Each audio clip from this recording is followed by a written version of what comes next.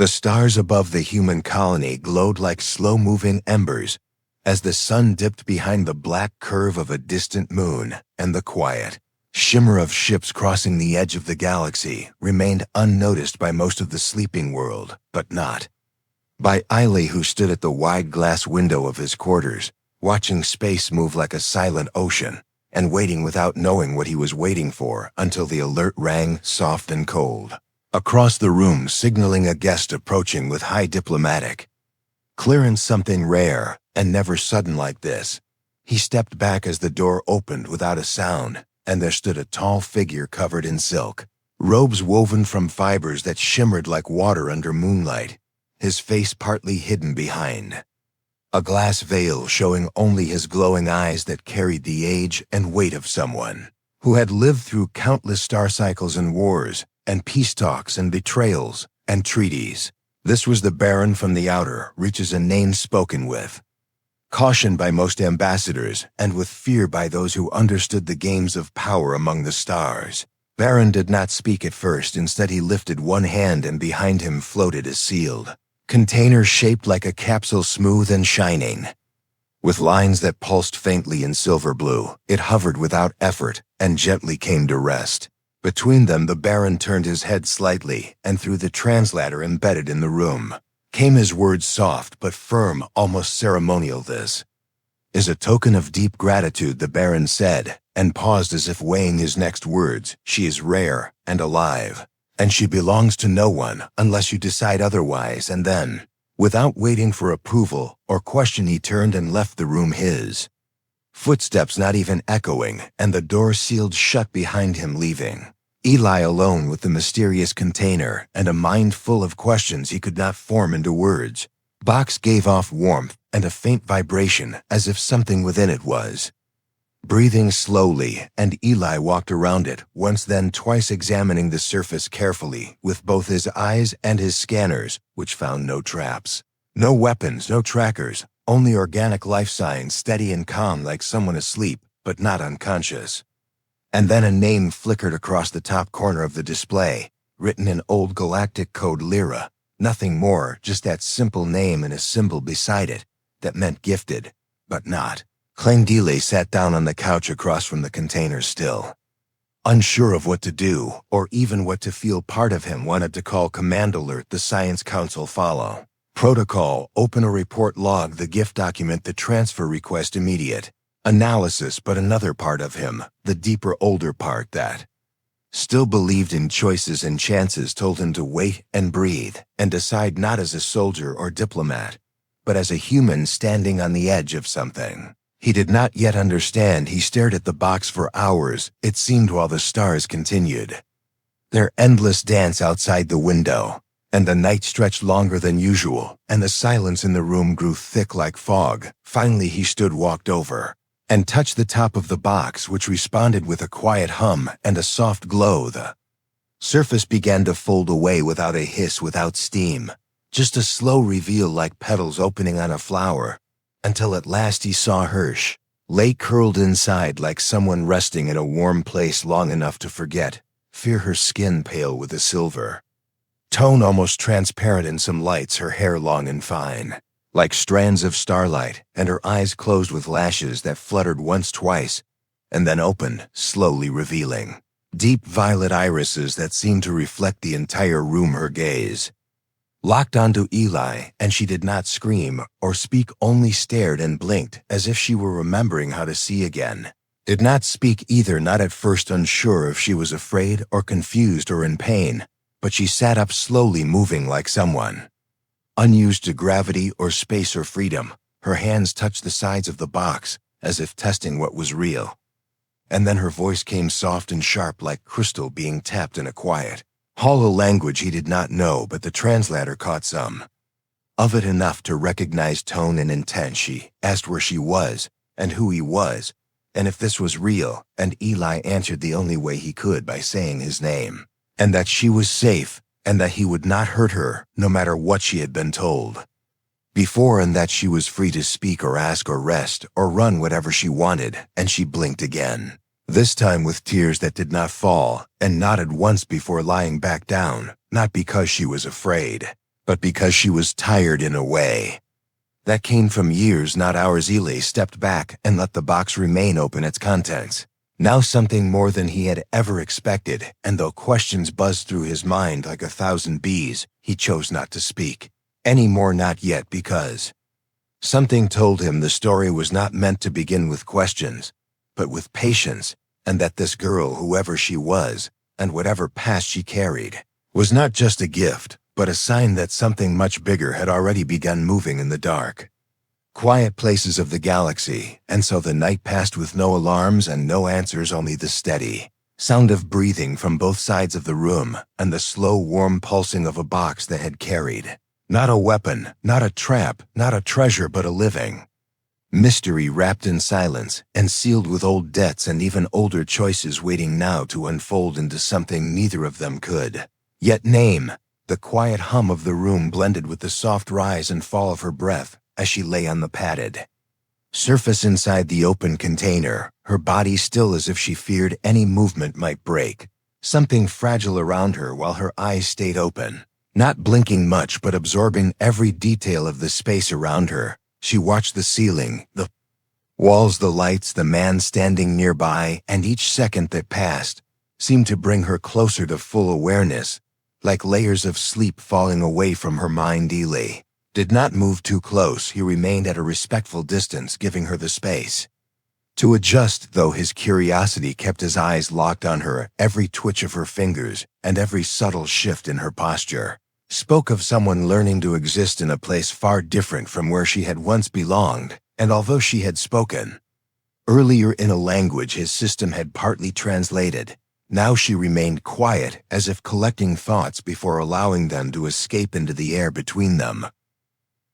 Her skin shimmered in the artificial light, smooth and without any marks or scars, as if crafted instead of born, and Eli found himself wondering if she had been engineered rather than raised, perhaps trained rather than raised, and maybe conditioned instead of nurtured. He had heard whispers of species designed for roles not chosen, whispers of beings molded by power and function, not freedom or purpose, but he had never seen one before, never stood in the same room as someone shaped like this, someone gifted like a possession, and yet breathing like a soul.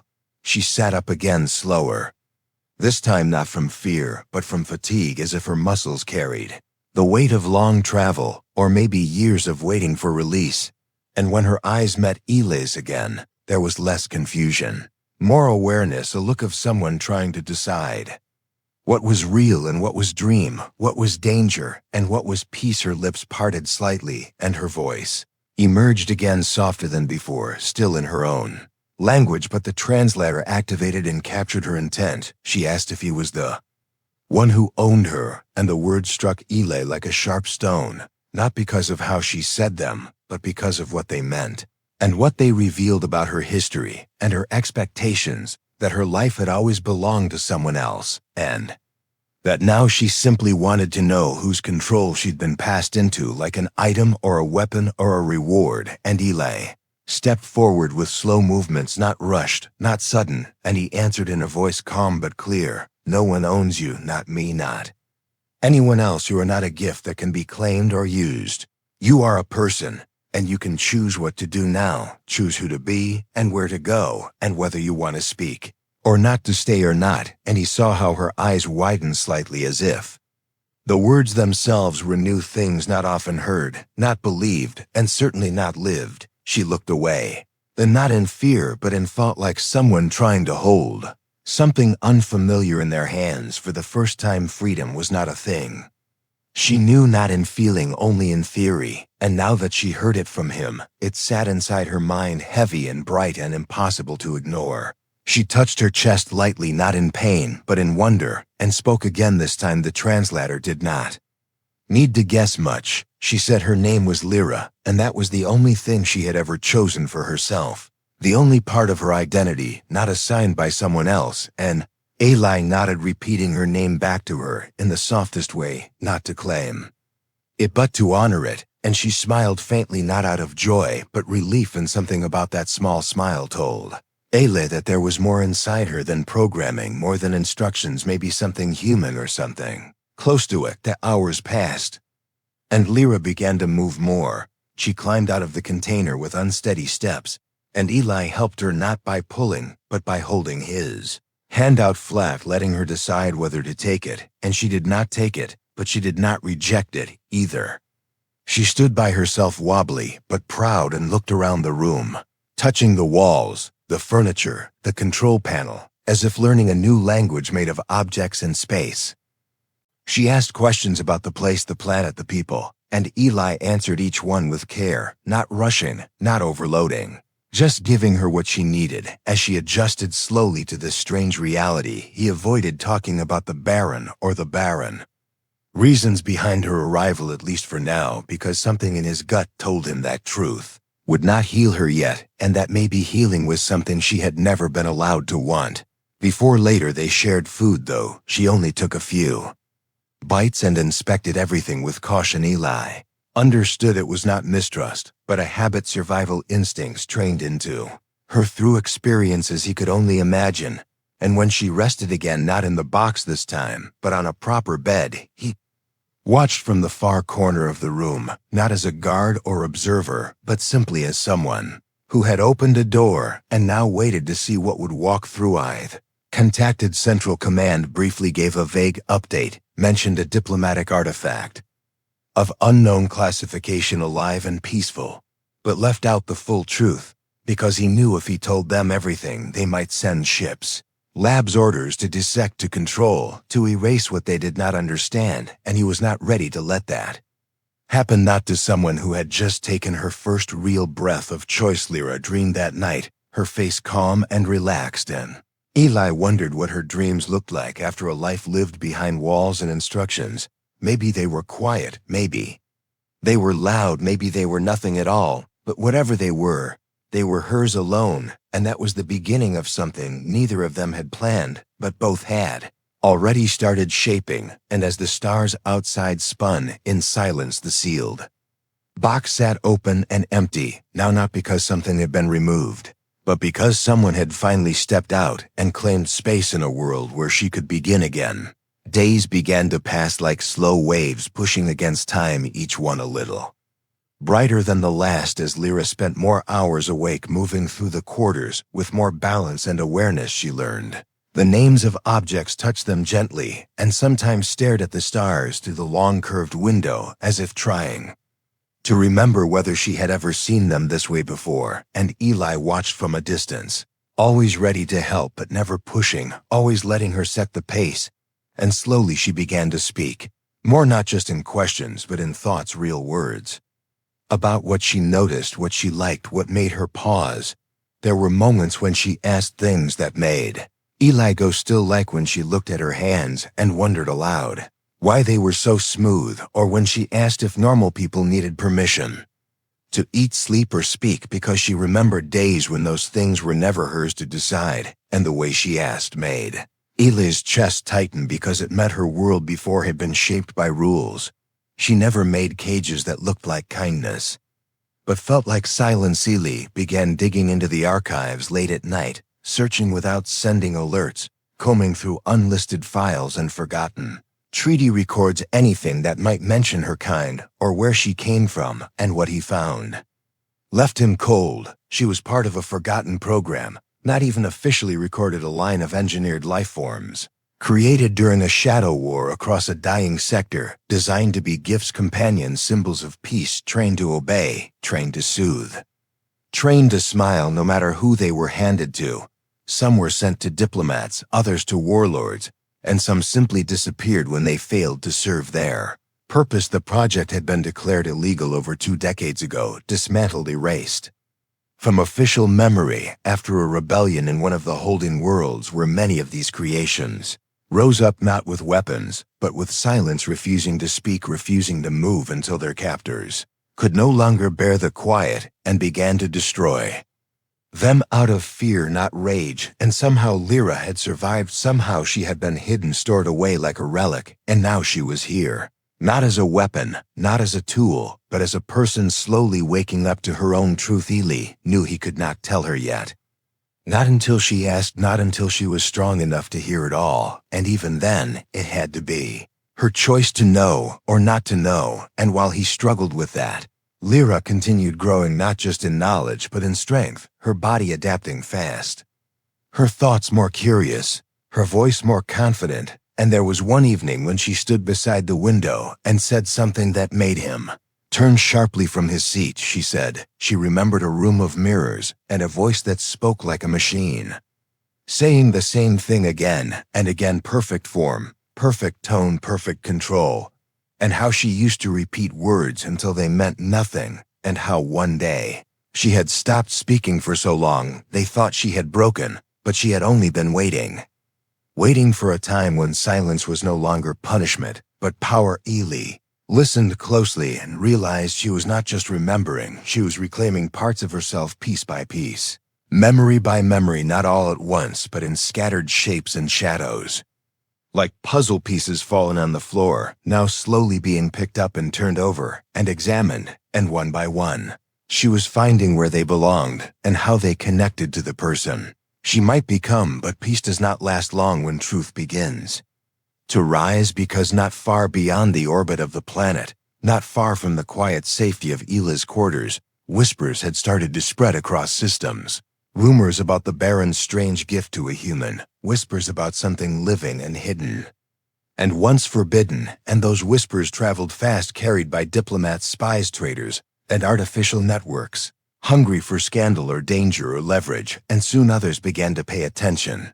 Encrypted message reached Ely's terminal marked confidential and urgent from a contact he barely trusted, warning him that several factions had taken interest in the girl he now protected, not because of who she was, but because of what she represented: a link to forgotten technology, a symbol of control lost, and maybe even a threat to the balance of old powers who had built their strength on silence like hers. Ely read the message twice, and then deleted it from every traceable path before turning toward Lyra, who sat nearby building small models out of discarded tools, as if trying to understand structure through her own hands. He walked over and sat beside her, not saying anything for a while, letting the quiet speak first, and then he asked her what she would do if others came for her, and her answer was simple and clear. She said she would not go back, even if it meant running, even if it meant hiding, even if it meant fighting, and her voice did not shake when she said it, because now she knew something that no one had ever let her know before, that she could choose her own future, and even if it came with fear, it was better than being locked inside a box again. That night, Ely sent a message to someone higher up in the Earth diplomacy circle, not full details, not yet, but enough to plant a seed to warn that something once buried was rising again, not a threat but a truth, and that Earth would need to decide whether it stood for freedom only in words or also in action. And after sending it, he turned off every channel and sat with Lyra in silence, watching the stars until sleep came for both of them, slowly and without sound. Far away in the dark corners of the galaxy, ships began to change course, and eyes began to turn toward one small planet where a girl who was never meant to speak had started telling her story, not in rage, not in revenge, but simply by living each day more freely than the last. Sun on that distant planet rose slow and golden, as if the sky itself were trying to protect the peace that lived inside the quiet chambers where Ely and Lyra stayed. And for a few early hours the world around them felt untouched by politics or fear or history, but peace never waits long when it is born from something forbidden. And across the communication lines that threaded the stars, voices had started growing louder, voices that came from alien factions who once thought the project was lost, or buried voices who now saw Lyra not as a person, but as a breach, a piece of technology that should never have survived. Ely received the message just before dawn, a direct demand from an alien envoy station orbiting a nearby sector, calling for immediate surrender of what they called Subject Zero, Unit 8, marked still by their old codes and rejected names, the words cold and absolute, as if nothing about her had changed, if everything she had become meant nothing. And in that moment, Ely felt something inside him shift. Not just anger, not just defiance, but a deep protective fire that came from the simple belief that no one should be owned no matter how they were created or where they came from. Lyra stood beside him when he read the message, her eyes calm but alert, and she did not flinch when he told her what the message said. Instead, she asked if he believed they would come, and Eli answered truthfully yes. They would come not because of her power, but because of her freedom, and that scared them more than anything. Because if one creation could live and choose, and speak for herself, then others might too, and the systems built on control would begin to fall apart one choice at a time.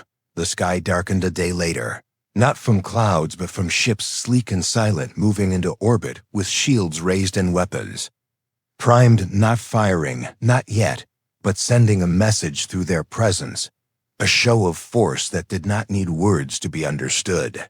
They were here to collect what they believed still belonged to them, and Eli knew that every rule, every treaty, every promise made in past wars would be tested now not by armies, but by a girl who had never asked to be born into chains, and a man who chose to stand beside her anyway. Earth's command responded with caution. They asked Ele to delay his decisions, to stall negotiations, to avoid escalation.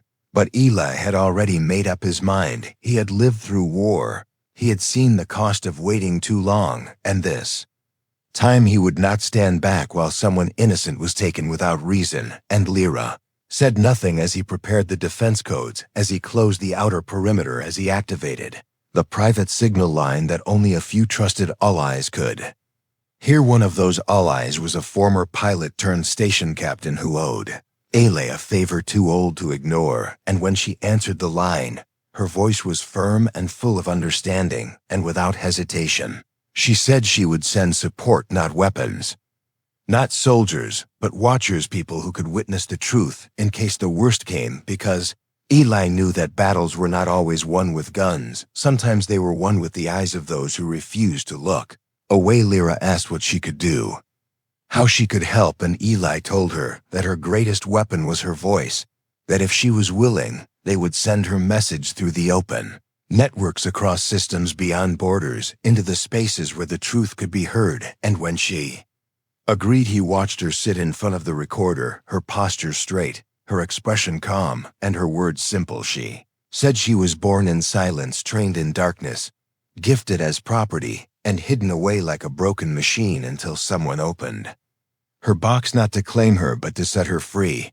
And now she stood not as a project or a tool, but as herself, no longer afraid of voices that called her less than alive, no longer willing to return to shadows where names were never spoken and choices were never given. And with those words her message traveled like light, bending through every station, every satellite, every hidden path, and the world began to listen. Protests started on planets far from the event, peaceful but strong people asking why someone who wanted only to live was being hunted by those who once called themselves protectors, and the pressure on the factions began to rise as old allies questioned their silence, and even the Baron who had gifted her away began to face whispers of betrayal and dishonor, not because he had broken law, but because he had treated a living soul like currency. And now the weight of that choice had returned to him. Vote was called among the neutral planets, a rare and fast decision to declare Lyra under protection of open sentience law, an ancient clause rarely used that stated no being capable of thought and self-recognition could be claimed as property, regardless of origin. And when the vote passed by majority, the ships above Earth began to shift their positions, not in surrender, but in uncertainty. The threat now watched by too many to act without consequence. Lee stood at the window, again watching those ships, just as he had done when the Baron first arrived, and Lyra stood beside him, not hidden, not afraid. And together they waited for the last transmission, which came quietly from the lead vessel. A cold voice stating they would retreat for now, but would not forget what had been done, and Eli simply nodded and shut down the channel, knowing that peace earned this way was never forever. But for now it was enough. That night, Lyra stepped outside for the first time, her feet touching real ground, her eyes wide at the sight of trees and sky and wind that moved without command, and for the first time since She had awakened, she laughed soft and real, and Eli, who followed behind her, stayed silent, letting her have the space she had never known, letting her breathe, air no longer stolen, letting her be what she was always meant to become, not a subject, not a gift, not a secret, but a soul walking free beneath the stars. Morning felt softer than before, as if the world had taken a long breath during the night and decided to begin again. The light touched the leaves in gentle waves, the air held a calm whisper that carried no warnings, and inside the quiet home that now belonged to both of them, Lyra sat near the window, watching the colors of sunrise move across the sky, her eyes steady, her body relaxed. Her thoughts no longer clouded by fear or doubt, and somewhere behind her, Eli moved without hurry, as if time itself had slowed to match their pace. He poured warm liquid into 2 cups, not speaking yet because he knew she was still thinking. Her silences had meaning. Now they were not empty pauses but moments of reflection, and when she finally spoke, her voice was clear. She said she had dreamed of a place without walls, where the stars did not mean distance but direction, and that now she wanted to walk into that place, not as someone escaping her past, but as someone choosing her future. Eli sat across from her, his cup untouched, and he asked her if she knew what that choice would cost, because freedom was never without weight, and she smiled, not out of joy but understanding, and said she had carried chains her whole life. Now she was strong enough to carry truth, and she did not fear what came next because she had already faced the worst and survived, and now she had something more than memory. She had purpose. The world outside had changed faster than anyone expected. Her message had spread across systems, faster than news of war leaders had been forced to answer questions they had avoided for years, and the people had listened, not just with minds, but with hearts, because her words had not come from power or anger. They had come from pain turned into strength, and that made her real in a way no machine could ever fake, and no official could ignore. Earth's Council sent an offer the next day, a chance for her to speak before the United Core Assembly, to share her story in person and shape new policies that might protect others like her. And though it was a risk, it placed her in the center of everything. Again she agreed, not for fame, not for praise, but because she knew there were still others locked away, waiting for someone to say the first word for them. Eli offered to go with her, not as protector, not as handler, but as a friend, and she nodded. Once, and they left the home together, walking side by side through corridors of steel and light, into a ship that hummed like a living thing ready to carry them into the unknown again. This time not to hide or fight, but to build. And as they passed the clouds and broke into space, Lyra stood by the window, watching the stars, no longer wondering where she belonged, but knowing she had the right to choose. The assembly hall was a place of silence and echo, a circle of voices and judgment, where many had come to debate, but few had come to listen. Yet when she entered, everything fell quiet, not because of fear or curiosity, but because her presence carried a weight no law could ignore. And when she stood at the center, when she opened her mouth and began to speak, she did not use grand words or clever phrases. She spoke plainly, telling the truth of her life, from the box to the bed to the stars.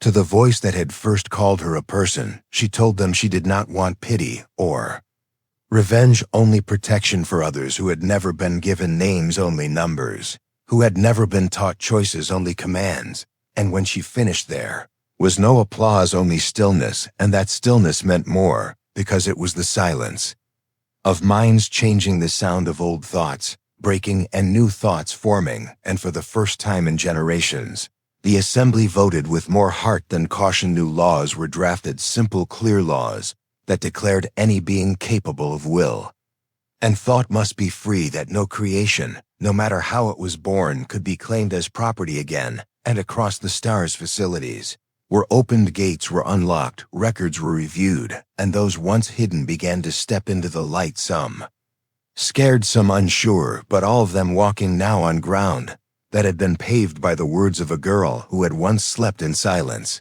inside a sealed box. Lyra returned to Earth, not to the same quarters, but to a new place of her own, a small home near the forests where she could hear the wind and feel the sun and watch the seasons change. And Eli visited, often sometimes bringing books, sometimes bringing questions, and sometimes bringing nothing at all, because now she had everything she needed. Not in objects, but in space and choice and peace. One afternoon, as they sat on the grass beneath a wide sky, Lyra asked Eli why he had opened the box that day when he could have ignored it or turned it over to command, and he answered without thinking, "Because I saw something moving, and I knew it was alive, and I thought if it was alive, then maybe it wanted more than just air. Maybe it wanted freedom, and that was enough." For Mesh smiled and looked up at the sky again and said, "I never knew what freedom felt like, but now I know it feels like wind. It feels like warmth.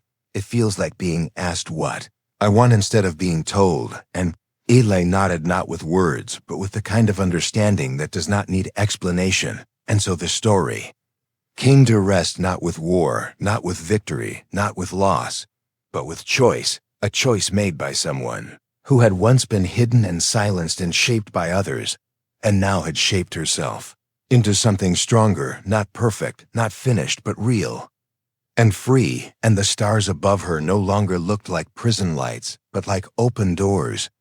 And in that open world, she walked forward, step by step, never looking back, except to remember not the pain, but the path that led her there, and how one man chose to open a box and one girl chose to live the end.